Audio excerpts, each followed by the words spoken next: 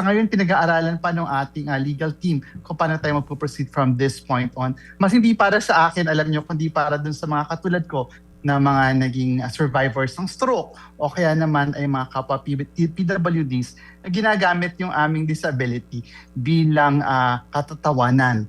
At napakasakit ito kasi hindi nila alam kung gaano katindi yung pinagdaanan namin dun sa medical episode, halimbawa ng stroke para makasurvive at ng aming mga pamilya para lamang gawing isang punchline.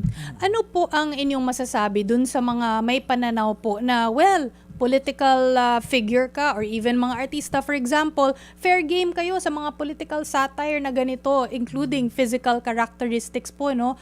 Where should you draw the line between political satire and ano ba ang tawag dun, pambabastos? Yes, and this is outright cruelty and discrimination. So, tanggap naman natin na tayo ay mga political figures, public figures, and we welcome criticisms, we welcome feedback, we welcome those who disagree with us. Pero ito kasi nangyari talagang it crossed the line. Ang ginamit na talaga na weapon, na weaponize yung ating pagiging stroke survivor, yung asymmetry ng aking mukha, ang tawag nga nila yung pagiging niwi ko.